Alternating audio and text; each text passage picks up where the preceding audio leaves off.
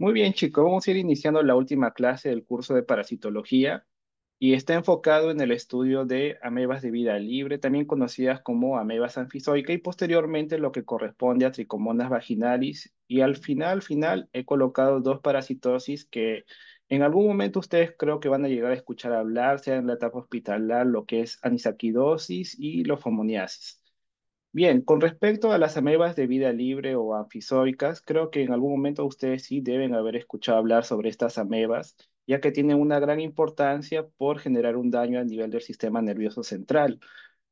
En esta ocasión, ustedes van a conocer aquellas amebas que ya se han reportado aquí en nuestro país, aunque hay algunas, por ejemplo, que sí realmente han sido dejadas de lado o no han sido notificadas, a pesar de que el Ministerio de Salud las ha detectado oportunamente. Asimismo, también cuando habrán escuchado hablar de estas amebas, seguramente han escuchado el término conocido como amebas come cerebros. Si bien es cierto, esto es un término que muchas veces ya se ha quedado fijo en nuestra sociedad por las personas, realmente no es un término correcto, ya que estas amebas no requieren sí de un hospedero para poder desarrollarse, ya que ellas normalmente se van a encontrar en el medio ambiente reproduciéndose de forma sexual, solo que de una forma oportunista es que pueden llegar al ser humano.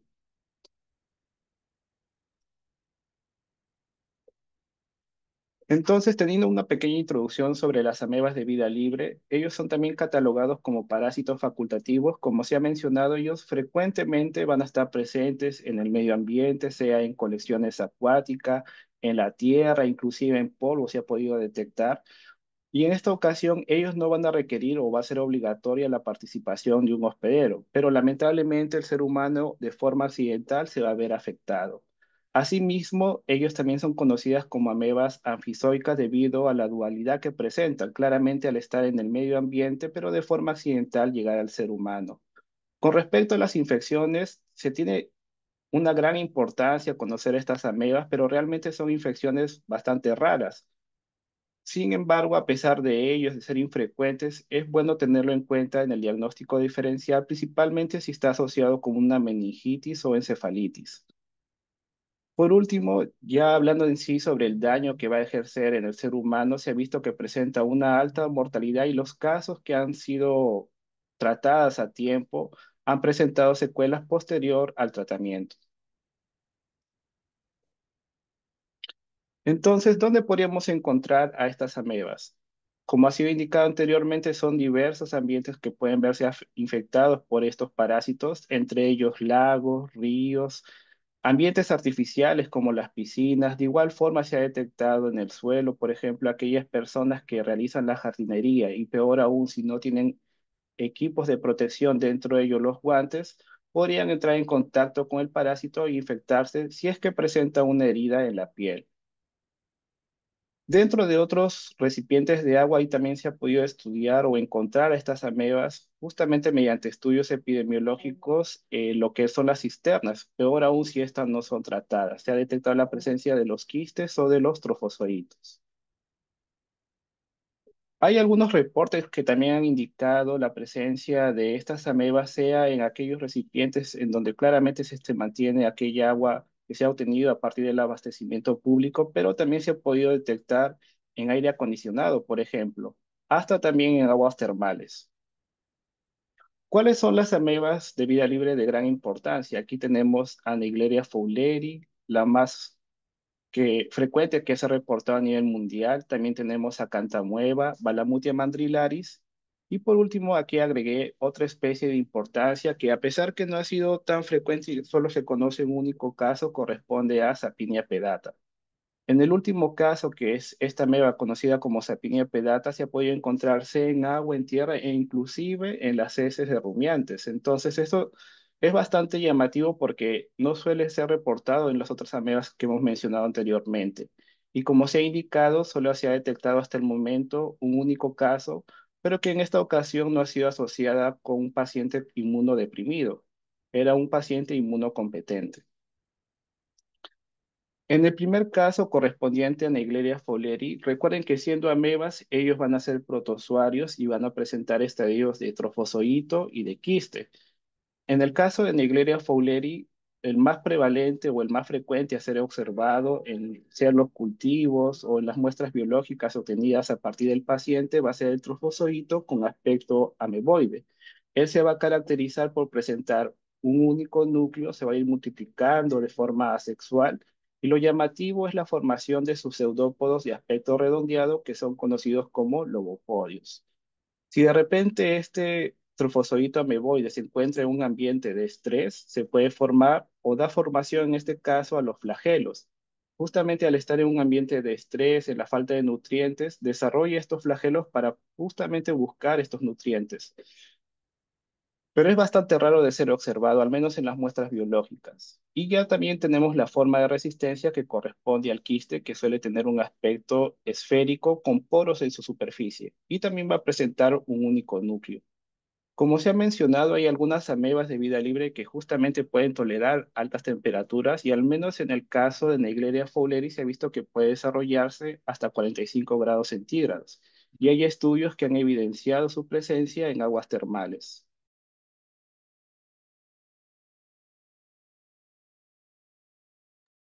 ¿Cómo es que se va a dar la transmisión de este parásito? En esta ocasión, ustedes deben tomar en cuenta cómo va a ingresar y va a ser mediante la vía nasal.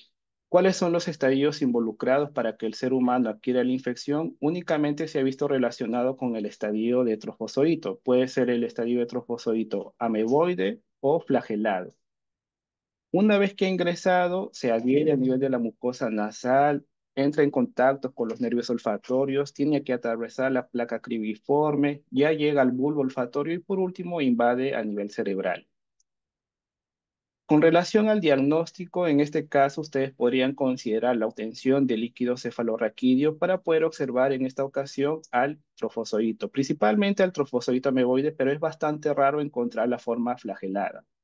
Con relación a los mecanismos de transmisión, al menos cuando hablamos de Naegleria fowleri, principalmente se ha visto asociado a aquellas personas que van a nadar a ríos, lagos, también se ha detectado en piscinas, más aún en épocas de verano, que es donde las personas recurren más a estos tipos de ambientes para poder refrescarse. Y mediante la aspiración, al sumergirse al agua, pueden entrar en contacto con el trofozoito de este parásito.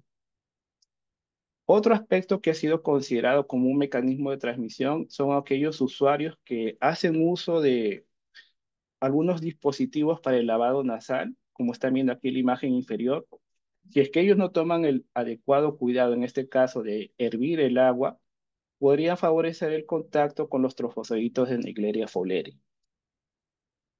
Hay algunos estudios también que indican la posibilidad de que el quiste pueda ser considerado como un estadio infectivo de Naegleria fowleri. Sin embargo, hasta el momento la CDC, la Organización Mundial de la Salud, considera el trofozoito como el estadio infectivo para esta ameba, sea la forma ameboide o flagelada.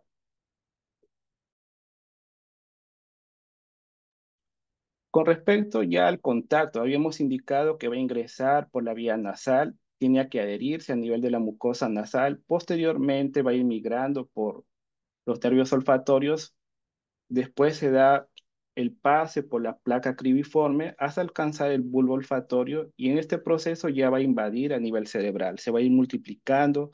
De por sí no es que se alimente de las células, pero va a ir generando citólisis, entonces se ve un daño de todas las células a nivel del sistema nervioso, dando así la multiplicación de este parásito y también asociado con inflamación.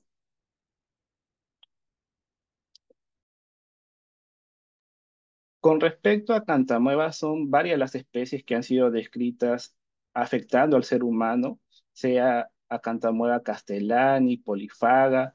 En sí, cuando hablamos de las especies de Acantamueva, ellas se van a caracterizar por presentar también un único núcleo, sin embargo, sus pseudópodos son bastante finos y filamentosos, que son conocidos como acantopodio, como están viendo aquí en la imagen. Con respecto al quiste, es bastante llamativo porque suele tener dos paredes, la más externa que es conocida como electrocisto y la interna como endocisto, siendo la más interna la que va a presentar diversas formas geométricas. Puede tener un aspecto estrellado, circular, pentagonal, entre otros, siendo generalmente asociados con formas geométricas.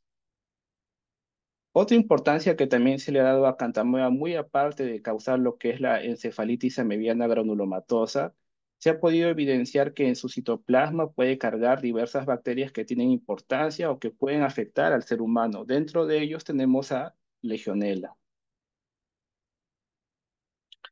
Viendo lo que es la transmisión, en esta ocasión se va a mantener lo que es la vía nasal, pero vamos a agregar otras dos vías. Dentro de ellas la vía cutánea, como está siendo representada aquí en la imagen, y también la vía ocular. Con respecto a los estadios infectivos, en este caso también va a tener una importancia el trofozoito, solo que también, por ejemplo, si puede estar asociado con polvo o tierra, el quiste también va a adquirir una importancia en la transmisión. Entonces, al momento de hablar de los estadios infectivos, consideramos tanto al trofozoito como al quiste. Mecanismo de transmisión, como está siendo representados en las imágenes, es la persona al sumergirse en colecciones acuáticas, sean estas naturales o artificiales, el uso de lente de contacto, más aún si no tienen las buenas condiciones para poder hacer la higiene correcta de estos dispositivos y también la presencia de heridas, porque en esta ocasión, ¿qué es lo que va a suceder? Se menciona la vía cutánea, sin embargo, no solo basta el contacto con esta meba, sino de que tiene que existir una puerta de entrada. Entonces, a nivel cutáneo, tiene que ver la presencia de estas heridas que van a ser la puerta de entrada para el parásito.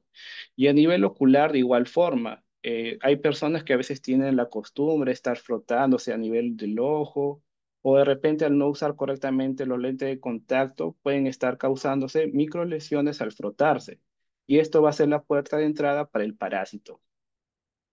Hablando ya de lo que son los estadios diagnósticos, si de repente está asociado con una encefalitis amebiana granulomatosa, al momento de obtener el líquido cefalorraquídeo, ustedes frecuentemente van a observar la presencia del trofozoito. Pero si de repente es una muestra de biopsia, ahí también podrían encontrar trofozoito, pero el parásito también puede enquistarse. Entonces podrían encontrar tanto el trofozoito como el quiste, siendo el quiste el que dificultaría un poco el diagnóstico. Con respecto a Balamutia mandrilaris, eh, con relación al trofozoito al menos, sus pseudópodos son más alargados, delgados, como están viendo aquí en la imagen inferior, tiene un aspecto digitiforme y el quiste suele ser esférico como está siendo representado.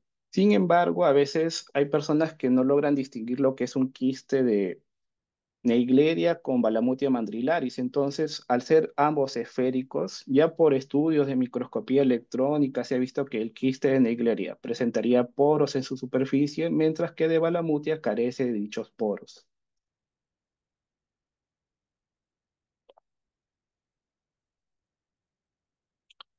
Con respecto a la transmisión de Balamutia mandrilaris, la vía nasal va a ser el constante para todas las amebas que ustedes van a conocer o están conociendo el día de hoy. Para Cantamueva fueron tres vías de infección, la vía ocular y la vía cutánea, y en Balamutia solamente vamos a considerar dos vías, vía nasal y vía cutánea. Siendo en el caso de la vía cutánea también la predisposición, en este caso la existencia de heridas en el paciente. Con respecto a los estadios infectivos, vamos a tomar en cuenta tanto al trofozoito como el quiste. Es casi lo mismo que ha sido mencionado al menos para Cantamueva.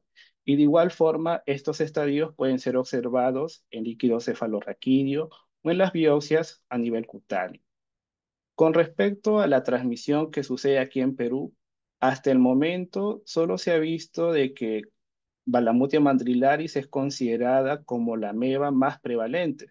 Sin embargo, tengan en cuenta de que la mayoría de los casos diagnosticados o infectados con amebas de vida libre muchas veces han sido reportadas como infección por ameba de vida libre. Entonces, ha sucedido que no ha sido una identificación específica y esta identificación específica requiere mucho de que se haga un buen reconocimiento de la ameba, sea por la formación de sus pseudópodos o caso extremo, hacer utilidad de las técnicas moleculares que sí van a permitir una distinción de lo que es Balamutia mandrilaris y Acantamueva.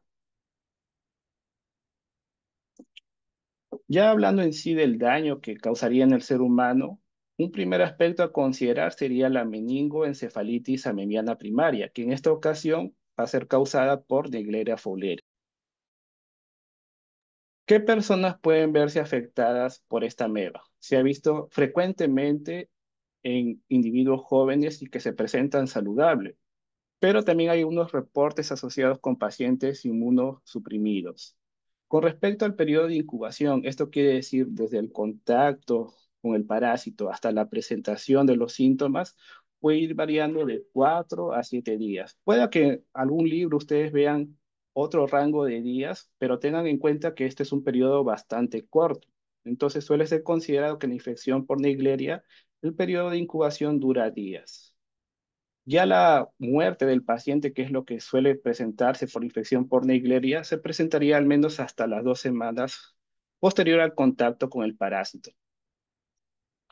Dentro de los síntomas que en sí tal vez no son tan bien específicos, el paciente podría presentar rinitis, dolor de cabeza, fiebre alta, rigidez de la nuca. Al menos la rigidez de la nuca sí ya daría una pista asociada con infección por esta ameba, la presencia de náuseas, vómitos y puede llegar a un estado de coma y causando la muerte del paciente. Por eso se considera la infección por Naegleria fowleri como una infección fulminante. Y lamentablemente la mayoría de veces va a ser el diagnóstico post-mortem. Asimismo, ya haciendo la necropsia, ¿qué es lo que se podría ser observado? Sería una leptomeningitis del tipo purulento. Ven aquí la presencia de lesiones de tipo necrótico hemorrágicas en diversas regiones del cerebro. Con respecto a la presencia de Naegleria fowleri aquí en Perú, era bastante discutido. Muchas veces se pensaba que era una ameba restricta al hemisferio norte, es decir, mayormente reportada en Estados Unidos. Sin embargo, se ha visto su presencia en Colombia, en Venezuela, en Brasil, y aquí en Perú era bastante discutido. Pero ¿qué ha sucedido? Al menos en el año 2015, una paciente procedente de Piura sí se llegó a determinar que estaba asociado con una meningitis e inclusive hicieron la detección específica tratándose de Naegleria fowleri. Sin embargo, por parte del Ministerio de Salud, esto no fue reportado, no fue presentado a al ambiente académico.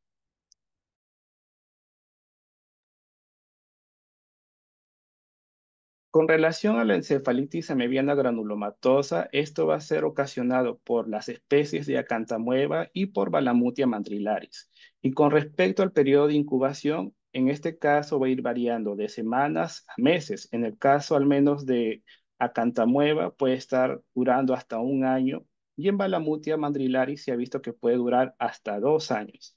Por eso tengan en cuenta que para meningoencefalitis amebiana primaria es una infección de corto periodo, mientras que en la cefalitis amebiana granulomatosa va a ser un curso de infección prolongado. ¿Qué personas pueden verse afectadas? Según lo que se ha visto a través de estudios epidemiológicos, hay personas inmunocompetentes que pueden ser afectadas, sea por acantamueva o balamutia. Sin embargo, se ha visto que hay una predisposición o un mayor número de casos asociados en personas inmunosuprimidas. Asimismo, ustedes han podido ver las vías de infección que van a presentar estas amebas. Al menos la principal es considerada la vía nasal. El parásito va a ingresar vía neuroolfatorio, pero si es que ha ingresado por la vía cutánea, no piensen o no vayan a creer que el parásito se va a quedar a nivel de la piel. Vía hematógena puede llegar a nivel cerebral. Aquí en las imágenes ustedes están observando también la presencia de lesiones de tipo edematoso. A través de cortes histológicos se ve la formación de granulomas necróticos y hemorrágicos.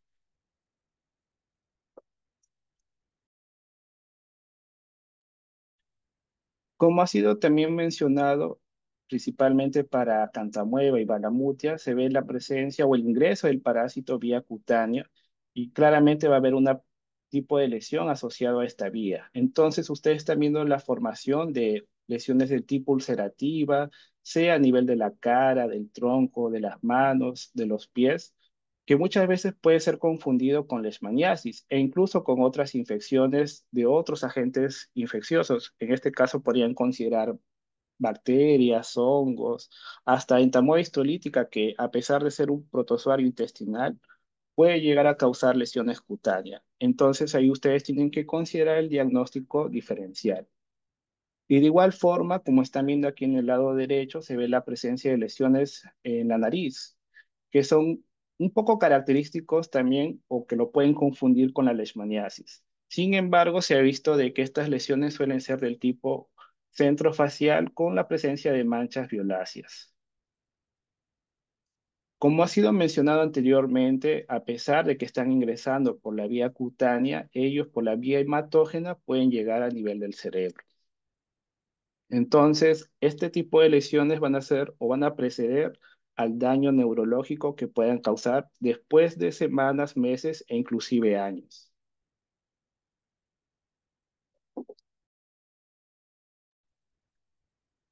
Sobre acantamueva se indicó también de que ellos van a ingresar por la vía ocular. Es la única ameba que va a ingresar por la vía ocular. Y en este caso se ha visto asociada a personas que hacen uso de los lentes de contacto y peor aún, si es un mal uso, puede suceder a aquellas personas que han salido de casa con los lentes de contacto, pero sin la solución fisiológica para poder mantenerlos o limpiarlos en este caso. ¿Y qué suelen hacer las personas? A veces lavarlo con agua corriente, solo que no saben que en esa agua corriente puede haber presencia de estas amebas. Y en este caso estamos hablando específicamente de las especies de acantamueva. Sin embargo, tengan en cuenta de que tiene que haber también una predisposición. Entonces, tiene que haber la presencia de microlesiones a nivel de la córnea, lo que va a favorecer la colonización y posterior ulceración a nivel ocular.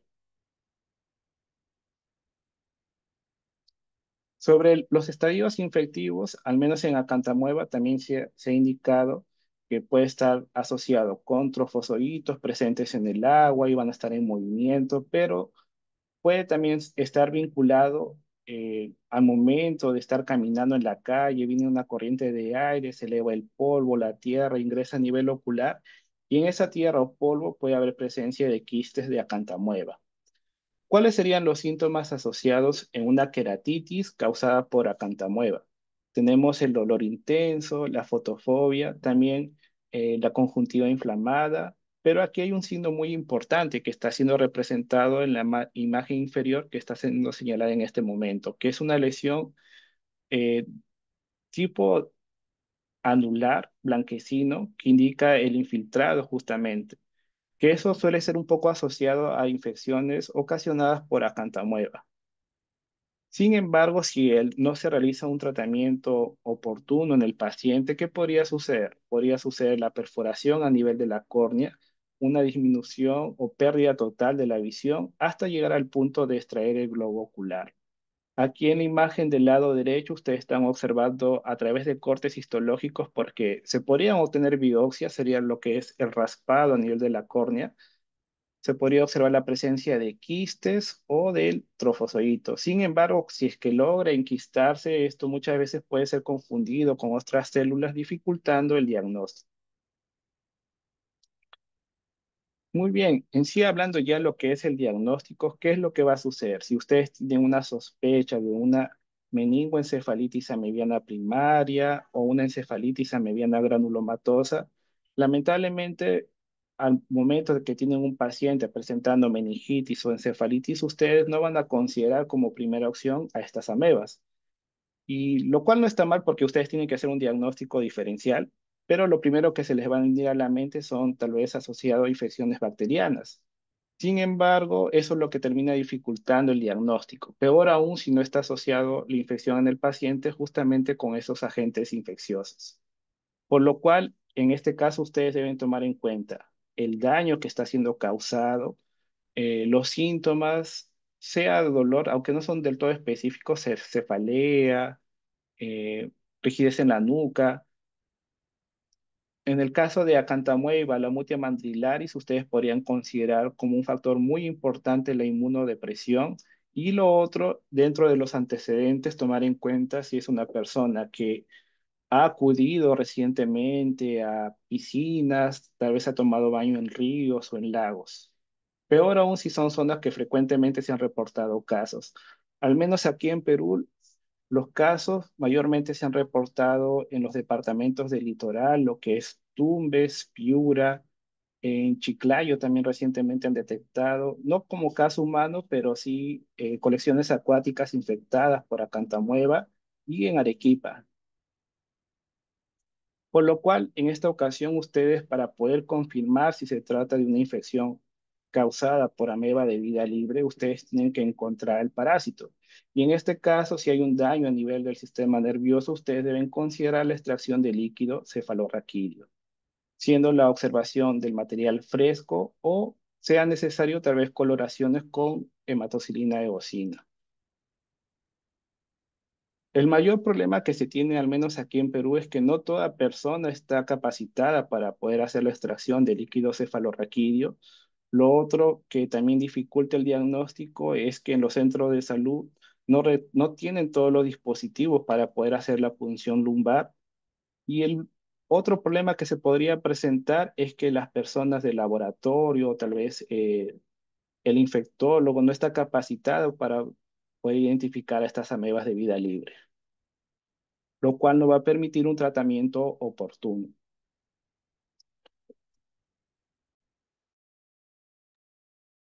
Dentro de otras metodologías que podríamos considerar en el diagnóstico que ayuden un poco a aumentar esta probabilidad de hallazgo de la ameba, sería el uso de cultivos. Esto es un poco variable. Al final, estas amebas se van a alimentar principalmente de bacterias, entonces se puede hacer un cultivo asociado con bacterias que van a favorecer la proliferación de este parásito. En el caso de la biopsia cerebral es bastante discutible porque termina siendo un método muy invasivo. Claramente va a permitir el hallazgo del parásito, sea en el caso de Naegleria, el estadio de trofozoito, en el caso de Acanthamoeba balamutia, trofozoito y quiste. Sin embargo, hay un detalle con respecto a eso, que al hacer los cortes histológicos, nosotros solo estamos observando un plano, entonces a través de ese plano va a ser muy difícil poder distinguir si es un caso asociado por Naegleria, por Acanthamoeba o por Balamutia, por lo cual se tendría que complementar con otras técnicas que sí permitan una identificación específica, como es el caso del PCR. Al detectar o estudiar el material genético, ustedes sí podrían determinar que el caso es específico para Naegleria, para Cantamueva o para Balamutia. Por cortes histológicos únicamente se queda reportado como infección por ameba de vida libre. Dentro de lo que son las técnicas inmunohistoquímicas, mediante el uso de anticuerpos, se puede favorecer un poco la probabilidad de encontrar al parásito de igual forma. También se ha visto asociado a algunas técnicas como la inmunofluorescencia, pero en este caso la inmunofluorescencia directa, al menos cuando hablamos de Naegleria fowleri. Porque va a haber un detalle. En el caso de Naegleria fowleri se mencionó que el curso de la infección es corto, entonces es un tiempo que solo son días y que no es suficiente para que haya formación de anticuerpos por parte de la persona afectada, por lo cual las pruebas inmunológicas no van a ser útiles en el caso de Naegleria fowleri. Sin embargo, cuando hablamos de Acanthamoeba, Balamutia mandrilaris, como presenta un curso de infección más prolongado, semanas, meses, puede llegar al año o 2 años, en el caso de Balamutia, en esas ocasiones sí puede ser útil o considerado lo que es la detección de anticuerpos frente al parásito. A nivel ocular, ya siendo el caso de Acanthamoeba causando queratitis, ustedes podrían detectar la presencia de quistes o trofosoditos en el raspado de la córnea o en algunos casos también se puede obtener una biopsia.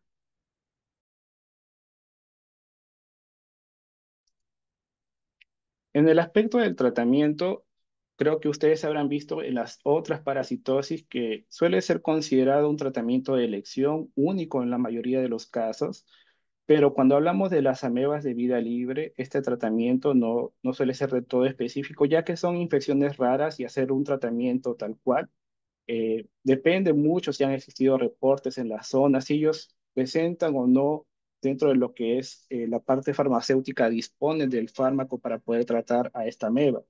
¿Y qué es lo que suele hacerse, al menos en aquellas zonas que frecuentemente se reportan amebas de vida libre? Se hace o se considera un tratamiento combinado. E inclusive no suelen ser fármacos específicos para parásitos. Si ustedes están percatando aquí, se hace uso de lo que es la anfotericina. Al menos anfotericina B sí se utilizaba para la leishmaniasis como segunda elección. Tienen el uso de antimicóticos, miconazol, fluconazol, flucistocina, antibióticos, sea rifampicina, entre otros. Entonces, ya va a ser muy dependiente de eh, el esquema terapéutico que haya sido establecido frente al parásito. Y al menos aquí en Perú es bastante dificultoso. Hace algunos años hubo un reporte, no sé si ustedes habrán visto en redes sociales, de un niño que se infectó yendo a la selva, nadó en un río o un lago, y lo que sucedió es que empezó a presentar convulsiones, no sabían muy bien cuál podría ser el causante. Los médicos pensaron en un primer momento una infección bacteriana, pero después, mediante otros estudios complementares, consideraron la posibilidad de tratarse una infección por ameba de vida libre. Y ahí es donde detectaron al parásito. Sin embargo, la realidad que tenemos aquí en Perú es que por parte del ministerio no tenían un esquema de tratamiento y tenían que hacer la compra de los fármacos procedentes de Estados Unidos, los cuales eran bastante costosos. Entonces, eso dificulta bastante el tratamiento oportuno de esta parasitosis. Y al menos en ese caso que le estaba comentando, es una ameba que es desconocida para la comunidad científica. Hasta el momento no sé por qué no la han publicado, pero ya tiene años. Entonces, parece que es distinto de lo que es acantamueva, neigleria, balamutia. Posiblemente una nueva especie. Por otro lado, hay diversos casos aquí reportados en nuestro país. Al menos de este artículo sí me pareció bien interesante porque fue un trabajo bastante integrativo, debido a que no solo se quedaron en la parte médica. Ustedes, por ejemplo, están viendo cómo es que se presentaron los casos. Fueron tres casos en los cuales justamente eran miembros de una misma familia. Habían dos hijos, el padre, el niño de mayor edad que tenía 6 años presentaba fiebre, debilidad muscular, convulsiones, y el contacto que existió con el parásito hipotéticamente se colocó en septiembre de 2019 y después de 4 meses falleció. Después vino el padre, pasaron 5 meses, también presentaba daño a nivel cerebral. Sin embargo, no se hizo el diagnóstico o no se consideró que podría tratarse de una infección por ameba de vida libre. Fue recién en el último caso, en el niño de menor edad, que era 1 año y 7 meses, que estaba asociado con meningoencefalitis, con crisis epilépticas. ¿Y qué sucedió en ese caso al menos? A él sí consideraron la posibilidad de hacer la extracción de líquido cefalorraquídeo, pero como les comenté, no había un especialista para que haga la punción lumbar, no tenían los implementos necesarios para que se realice este método. Y lo otro es que la muestra fue colectada, pero el paciente falleció a los días y no se hizo el diagnóstico o la observación del material rápidamente porque el caso era de Piura y quien tenía que hacer la observación en microscopio era un especialista que estaba presente aquí en Lima. Entonces, hasta hacer el transporte, realmente ahí se pierde tiempo. Las personas a veces no consideran, o peor aún, no conocen lo que es el parásito, lo cual realmente dificulta mucho y como ustedes están viendo aquí, los tres miembros terminaron falleciendo.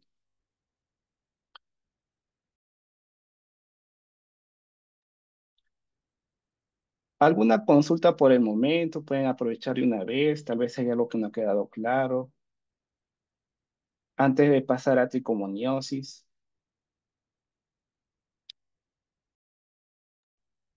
Bien, con respecto a tricomonas, bueno, lo que es tricomoniasis, claramente hay una importancia que va a ser es tricomonas vaginalis, que está asociado al tracto genitourinario tanto del hombre como de la mujer. Sin embargo, tengan en cuenta que hay otras especies de tricomonas, por ejemplo, tricomonas hominis, que está presente a nivel del intestino, pero no es considerado patógeno e inclusive también hay otra tricomonas asociado a las encías, que es considerada como tricomonas tenas, pero esas dos tricomonas que les he mencionado no son consideradas patógenas, a diferencia de lo que sí es tricomonas vaginales. Con respecto a tricomonas vaginalis, este corresponde al grupo de los protozoarios flagelados. Se va a caracterizar por presentar cuatro flagelos anteriores, los cuales son libres, y hay un quinto flagelo que va a estar asociado con una membrana ondulante. Con respecto a la parte morfológica, también va a haber la presencia de un axostilo, una estructura alargada, que vendría a ser en sí la columna del parásito. Hay otros parásitos que ustedes han conocido, que es en el caso de Giardia, que va a presentar justamente también axostilo. y es lo que va a permitir que mantenga determinadas formas. Puede ser un aspecto ovalado, ovoide, tipo piriforme. Cuando entra en contacto, por ejemplo, con los leucocitos o de repente en cultivos, este parásito se ha visto que puede llegar a formar pseudópodos. Sin embargo, tengan en cuenta que las amebas son las que forman pseudópodos, pero al interactuar con leucocitos, por ejemplo, sí se ha visto que puede haber emisión de estas estructuras de movilidad. Más aún que favorezcan el contacto con las células para poder alimentarse. Al ser un protozoario, la mayoría de veces ustedes van a considerar que va a presentar tanto el estadio de trofozoito como de quiste. Sin embargo, cuando hablamos de tricomonas vaginales, va a presentar un único estadio evolutivo que va a ser el trofozoito. Entonces, en esta ocasión, el trofozoito es considerado tanto el estadio infectivo como el estadio diagnóstico. Al decir estadio diagnóstico es el estadio del parásito que ustedes podrían obtener u observar en diversas muestras biológicas recuperadas del paciente. Como características adicionales, este protozoario no va a presentar mitocondrias, realiza un ciclo de Krebs de tipo incompleto, pero va a haber la presencia de algunas enzimas importantes para la producción de ATP que vendrían a ser los hidrogenosomas.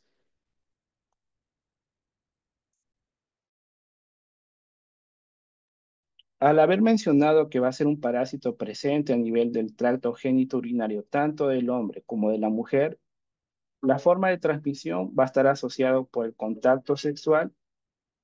De igual forma, creo que en algún momento, ustedes más adelante van a ver la importancia que va a tener este parásito al momento de hablar de las infecciones transmisibles sexualmente. Sin embargo, hay algunos detalles que podríamos tomar en cuenta y es en base a algunas experiencias o trabajos que han realizado algunos investigadores, sea tal vez por informaciones teóricas o obtenidas experimentalmente.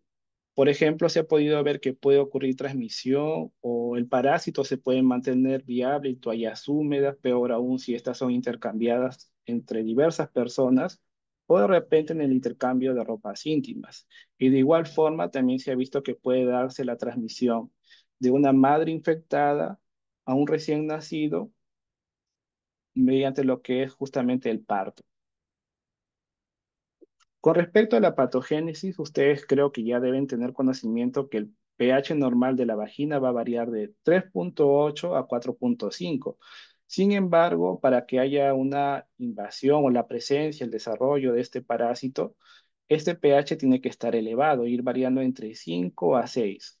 Y en este caso, al presentar un pH alterado, va a haber también un daño en sí o va a afectar a la presencia de las bacterias que conforman la flora bacteriana como está siendo aquí representado. Por ejemplo, aquí ven la presencia del Lactobacillus acidophilus en abundancia y la presencia de una barrera mucosa que va a evitar el contacto del parásito a nivel del epitelio, pero cuando ya se ha presentado una alteración de este pH y ha favorecido la proliferación de este parásito, la población de esta bacteria Lactobacillus acidophilus se ve disminuida y aumentan bacterias anaerobias. Inclusive también puede haber aumento de la presencia de Mycoplasma, que es una bacteria endosimbionte asociada con tricomonas vaginales.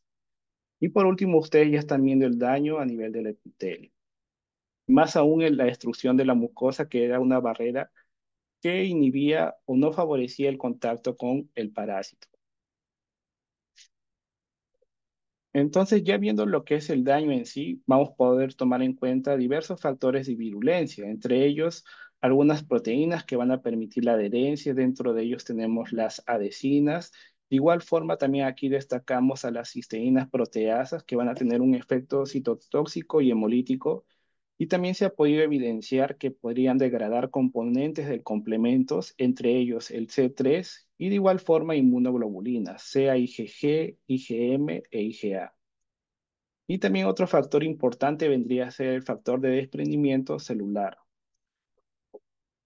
Al ver estos mecanismos, no solo bastaría la producción de estos factores de virulencia, sino que también el parásito para poder escapar o evadir la respuesta inmunológica es bastante astuto, que es lo que hace es revestirse de proteínas del propio hospedero para poder justamente pasar desapercibido.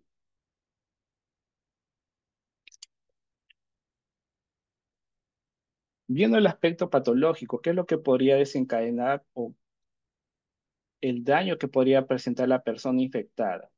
Podría presentar problemas relacionados con fertilidad, la transmisión de VIH y también lo correspondiente al embarazo. Entonces tenemos, al menos hablando lo que es el embarazo en sí, puede generar la ruptura prematura de la membrana, principalmente porque se da una reacción inflamatoria, desencadenando en esta ocasión un parto prematuro, baja peso del neonato, la endometritis y también podría causar la muerte de el recién nacido o incluso antes del parto.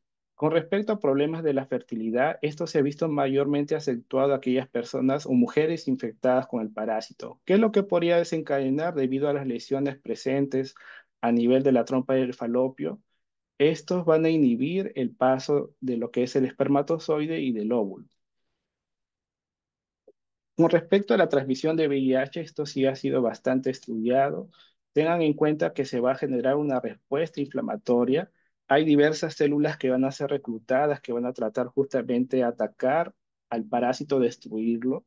Dentro de ellos tenemos los linfocitos TCD4 y macrófagos. Sin embargo, tengan en cuenta que estas células son consideradas células blancos del virus del VIH. Entonces, al generarse puntos hemorrágicos, a nivel de la trompa, lo que es la cervix. ¿Qué va a suceder? Estos van a ser puertas de entrada para este virus. Con respecto a los síntomas, mayormente suelen ser considerados asintomáticos, mayormente en los hombres, pero en el caso de las mujeres, ¿qué es lo que va a suceder? Podría presentarse una vaginitis aguda, el cual va a estar asociado por la producción de secreción del tipo mucopurulento, que se caracteriza por ser abundante, de tipo espumoso, color blanquecino o amarillento, y de igual forma puede presentar olor fétido, desencadenando ya posteriormente en la mujer la presencia de prurito, irritación vulvovaginal e inclusive puede estar asociado con el rascado, formación de escoraciones que podrían desencadenar posteriormente infecciones secundarias.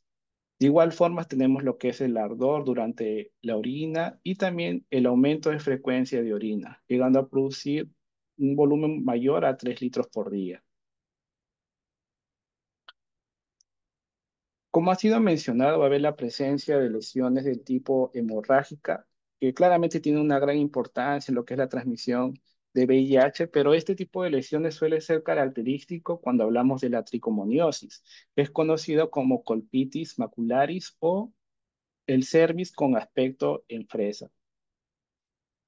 Ya con relación a los síntomas, las mujeres pueden presentarlo claramente en un menor porcentaje, casi un 20% de la población que ha sido estudiada, pero mayormente en una etapa postmenstrual o asociado a la gestación. En el caso del hombre, comúnmente es asintomático, sin embargo, se ha podido ver que antes de misionar en un día puede haber la producción o eliminación de secreción de tipo blanquecino, lechoso o purulento y que podría desencadenar también ardor al orinar o inflamación de la próstata y en este caso también la cistitis. Con respecto a la presencia de tricomonas vaginalis en el hombre, inclusive se ha podido detectar a nivel de la vejiga y también de la vesícula seminal.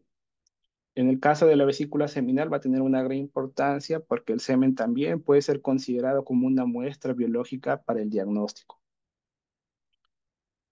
Hablando justamente del diagnóstico, en esta ocasión ustedes no solo pueden basarse o tomar en cuenta la presentación clínica, porque siendo una infección de transmisión sexual, muchas veces puede ser confundida con otros agentes etiológicos. Dentro de ellos ustedes podrían considerar Neisseria gonorrea, Candida albicans, clamidia y Gardnerella. Asimismo, se ha indicado de que en el caso de la mujer, sea la vagina o el cervix, puede ver la presencia de pequeñas puntuaciones o puntos hemorrágicos. Queda conocido como colpitis macularis o la cervix en aspecto de fresa.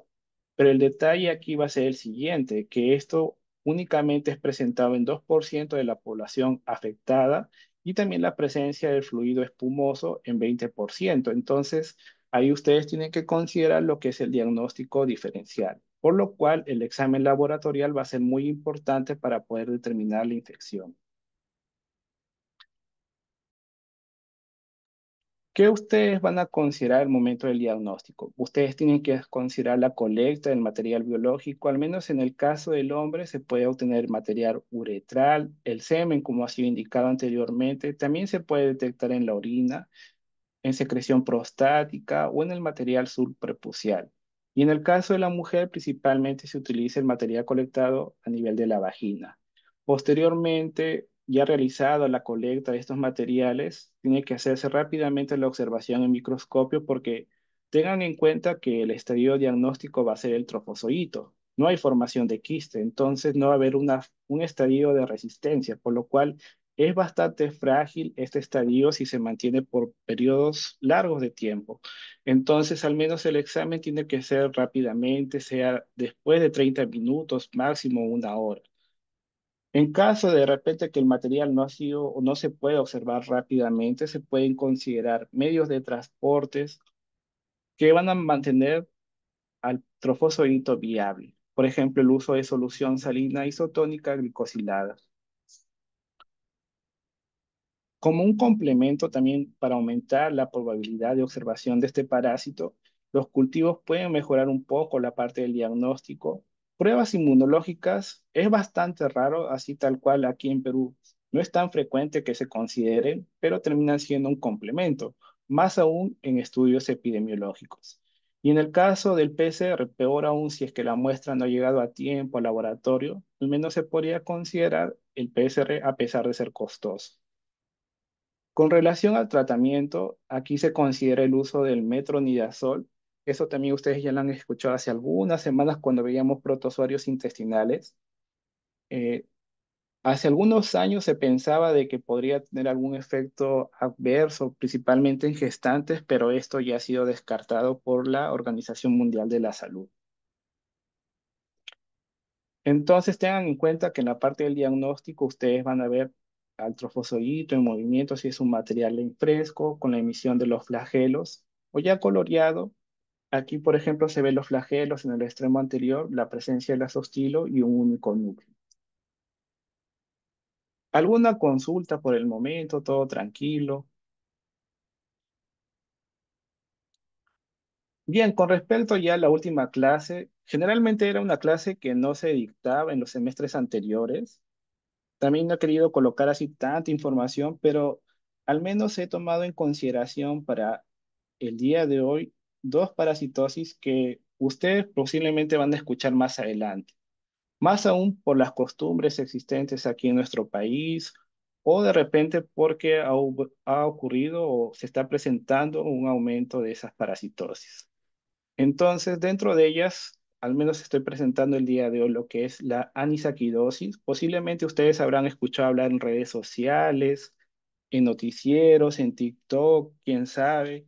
¿Qué es lo que sucede con la anisakidosis? En sí, estos son nematodos, son gusanos cilíndricos que van a estar presentes, al menos en sus estadios infectivos, en peces no solo marinos, también de agua dulce y estos parásitos se caracterizan por tener como hospederos definitivos a mamíferos, pueden ser mamíferos terrestres, acuáticos y también incluidas las aves. Entonces, ellos son sus hospederos definitivos, en ellos se va a desarrollar a estadio adulto, pero en el ser humano, ¿qué es lo que puede suceder? Más aún en nuestro país, debido a la costumbre frecuente del consumo de ceviche, ahí va a haber la presencia del estadio infectivo que es considerada como la larva L3, más aún también por la costumbre de ser consumido el pescado crudo, va a permanecer o va, claro, se va a dar permanentemente la viabilidad de este parásito. Entonces, eso va a garantizar la infección y el ser humano ingiere esta carne infectada con las larvas L3. Sin embargo, ¿qué es lo que va a suceder en el ser humano? Este parásito no va a completar su ciclo, se va a quedar en el estadio de larva e inclusive se va a mantener a nivel intestinal. No suele perforar la pared intestinal, llegar a otros órganos. Por el momento esto no ha sido reportado tal cual. Sin embargo, sí existe una importancia por causar disturbios intestinales. Más aún también se ha visto asociado con casos de apendicitis y de igual forma también con daño asociado con alergias. Por ejemplo, la presencia de urticarias, angioedema y también lo que es conocido como el shock anafiláctico. Con respecto al diagnóstico, ¿qué es lo que sucede en las anisaquidosis? En este caso, no es que ustedes van a solicitar una muestra de heces porque tengan en cuenta que es una larva, entonces no hay formación de huevos. ¿Cómo suele hacerse el diagnóstico? Se considera el examen a través de una exploración endoscópica. Mayormente, si el paciente claramente está presentando esa sintomatología abdominal asociado con urticaria o un cuadro alérgico, ustedes en la imagen van a observar la presencia de la larva, bien adherido a la mucosa intestinal. Y en pacientes asintomáticos, de forma accidental, termina encontrando cuando se están haciendo un examen de rutina. Aquí en Perú, ¿qué es lo que ha sucedido también hace algunos años? Creo que fue el año del 2017 que se detectó en conservas de atún la presencia de anisakis. Sin embargo, en esas conservas el parásito ya estaba muerto. El problema era de que a pesar de estar muertos, tengan en cuenta que estos parásitos secretan proteínas, ¿no? Lo que son conocidos como proteínas de excreción y secreción. Entonces, a pesar de estar muerto, estas proteínas podrían estar asociadas o podrían desencadenar un cuadro alérgico en la persona.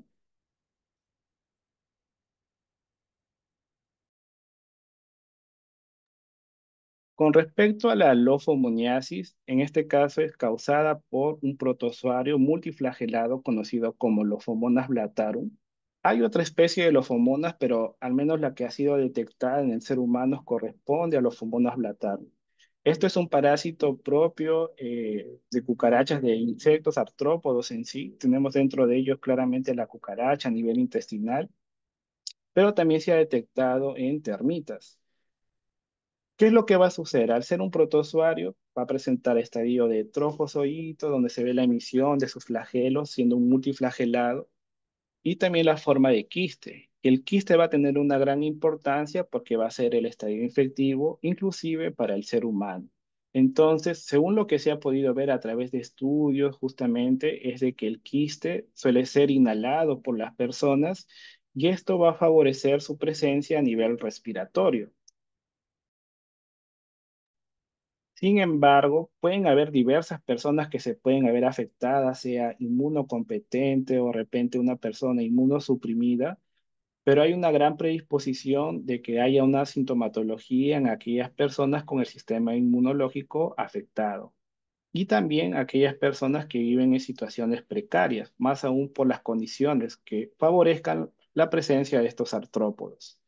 Entonces, con respecto a la sintomatología, no suele ser del todo específico, sin embargo, se va a asemejar a otras infecciones respiratorias e inclusive con cuadros asmáticos. Esto ha sucedido también hace algunos años, en el cual llegaron pacientes con problemas respiratorios, sea tos, tos productiva, disnea o de repente asociado con esputo con sangre. Entonces, lo que pensaron en un inicio era que se trataba de un paciente infectado con Mycobacterium, pero hicieron los análisis posteriores, sea la coloración alcohol ácido resistente, y se vio que no había presencia de esta bacteria.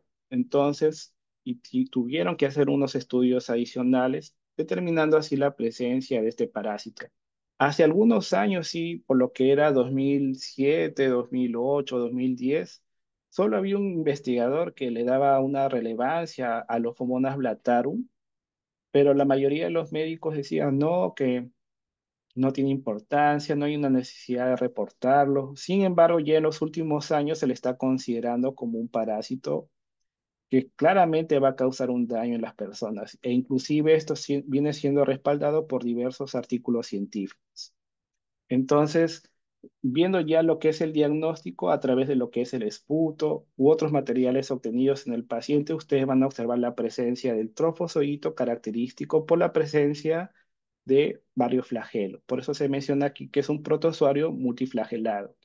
Sin embargo, aquí hay un detalle, que muchas veces esto puede ser confundido con las células epiteliales ciliadas, por lo cual hay una necesidad que sí el experto del laboratorio o el infectólogo logre distinguir lo que es una célula epitelial ciliada con lo que correspondería al trofozoito de los fomonas. Bien, chicos, no sé si tienen alguna consulta, pueden aprovechar de una vez, todo tranquilo, aunque se ha presentado un cruce, pero Espero que sus otros compañeros logren ver la grabación.